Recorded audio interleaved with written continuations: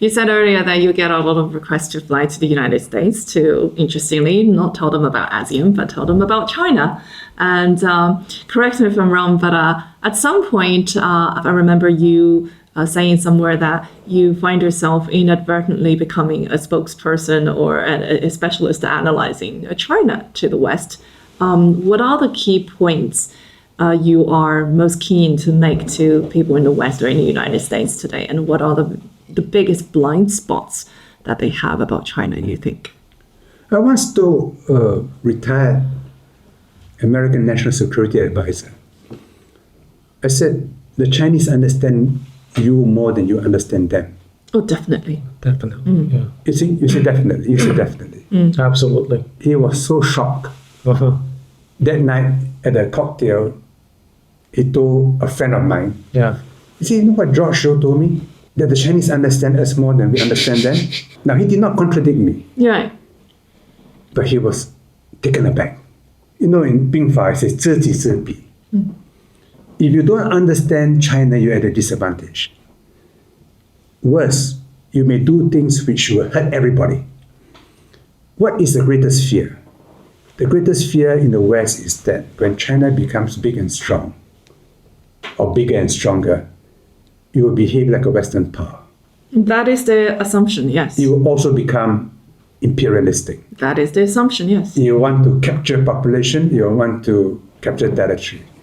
The Chinese mentality is always defensive because it's a big universe, all following more or less Confucius principles.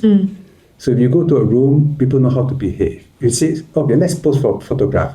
Everybody knows where to stand. If you're a junior, you don't stand in the middle. And if you're a senior, you stand somewhere in the middle, right? Until someone says, stand here, right? So this is instinctual for all the chopsticks people. But for the non-chopsticks people, it is not obvious. So you have to deal with non-chopsticks people. It's a bit mafan, you know. You have to tell them. And you don't want to tell them because they are rude to have to tell them. Yeah. So Chinese people prefer to govern Chinese people. And that's why China is 92% Han. This is not an accident. This is not the result of one or two policies. It is deep in the culture. It's a highly consensus-driven society.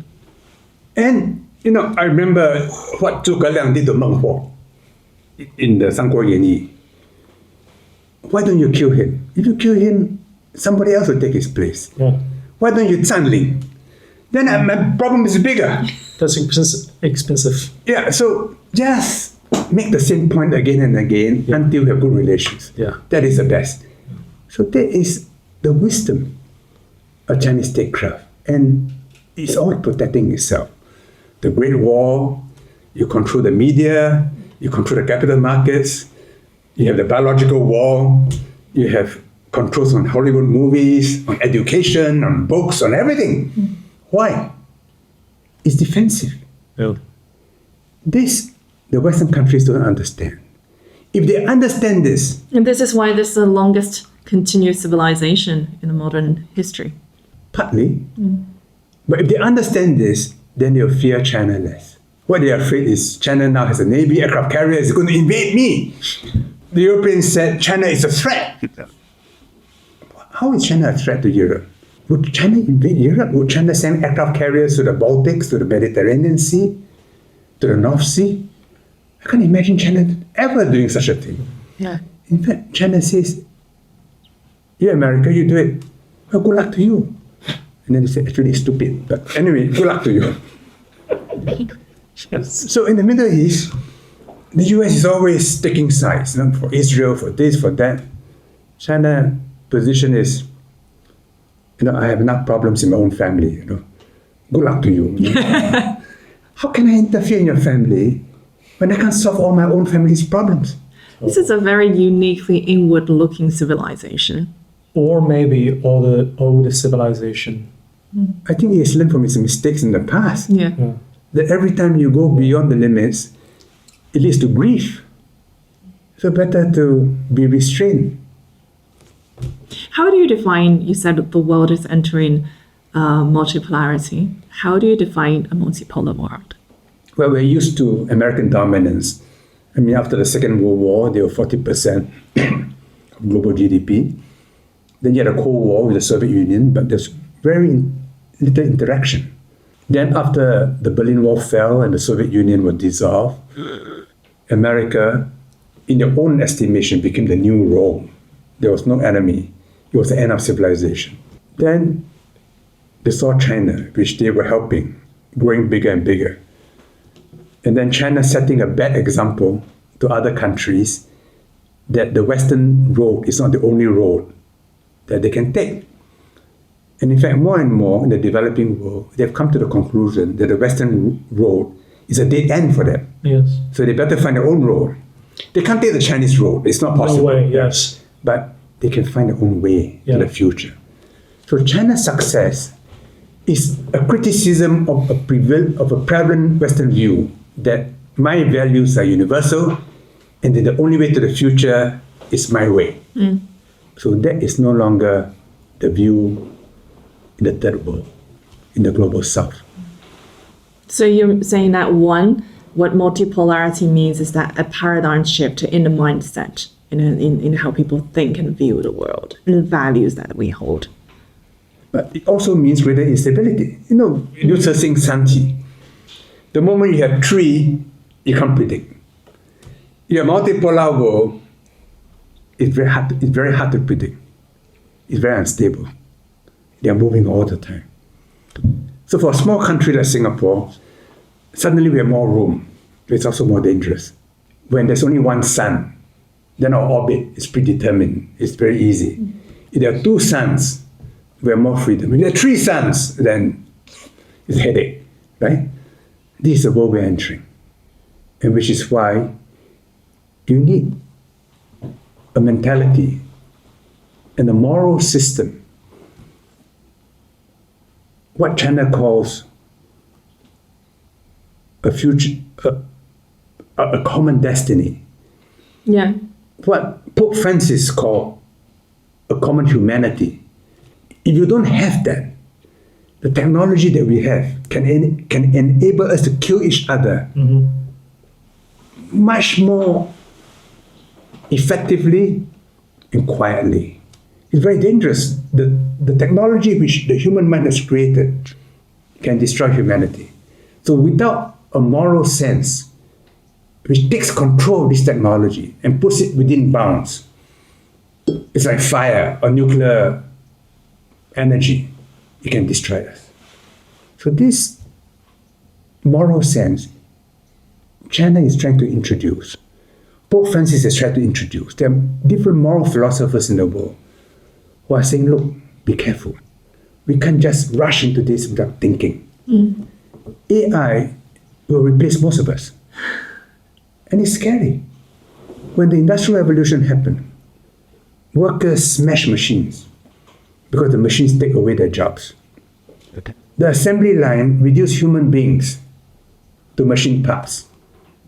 So you had Karl Marx, you had the Communist Manifesto, the socialist movement, to recover the authority of human beings.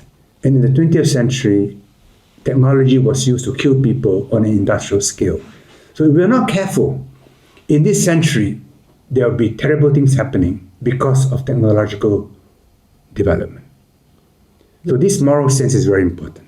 Actually, at the beginning of the conversation, you mentioned that you think China is keep doing experiments and keep analyzing the experiments, and that's why Policy you feel level, that's why you feel China is young, because we don't have that sense of end of history. I don't think Chinese people will ever talk about now we have the best system or now we have the end of the history. But this happens in the United States even before the end of the Cold War, right? I think Professor Fukuyama wrote that book before the end of the Cold War.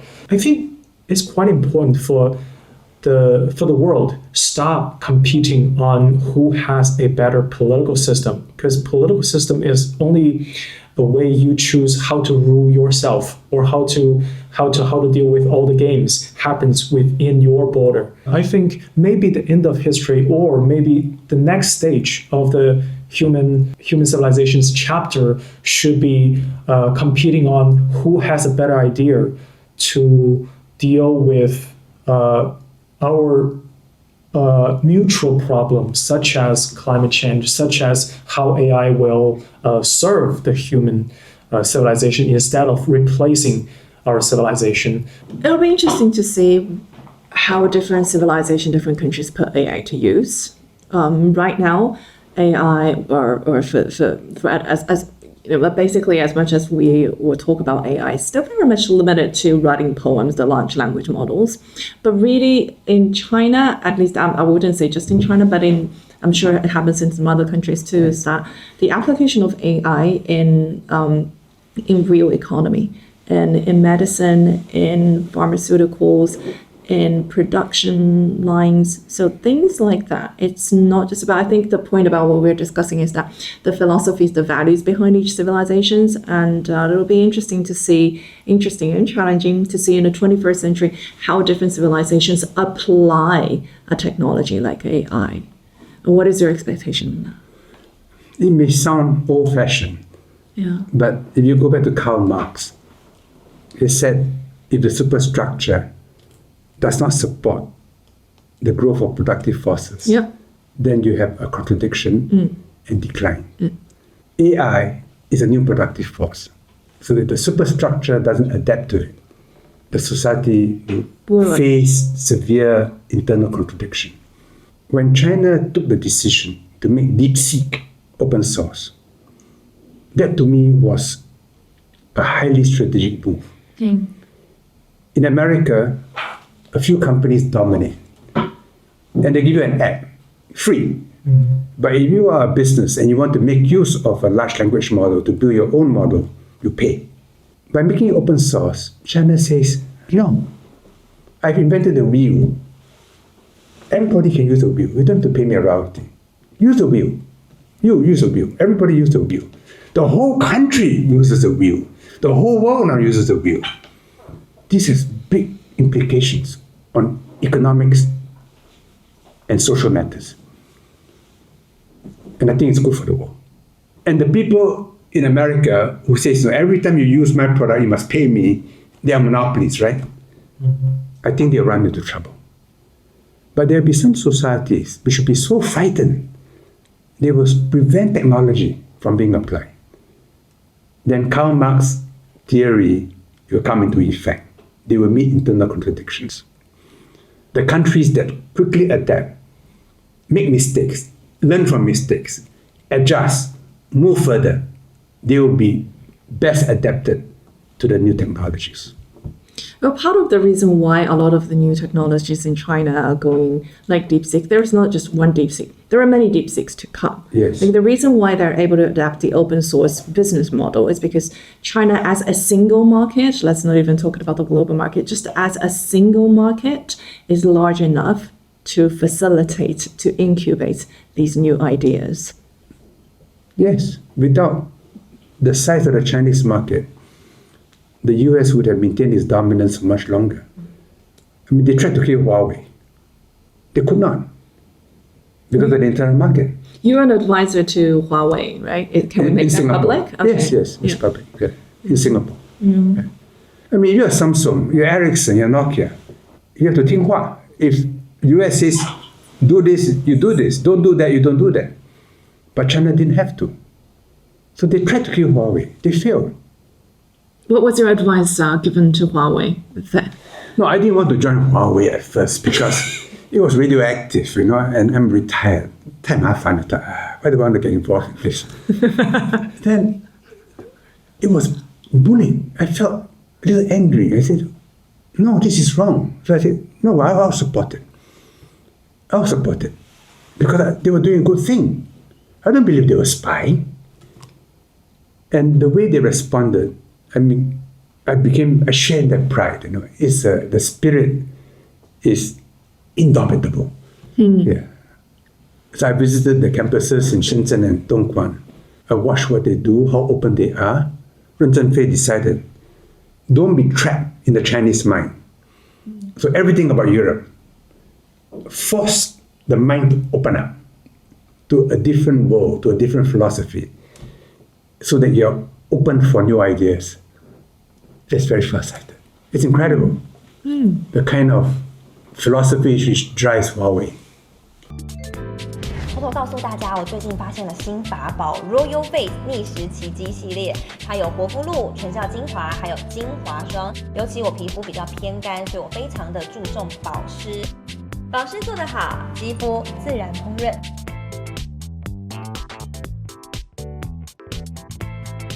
提亮肤色更年轻，抚平皱纹超有感，而且气色变好。用心保养，每天都更美一点。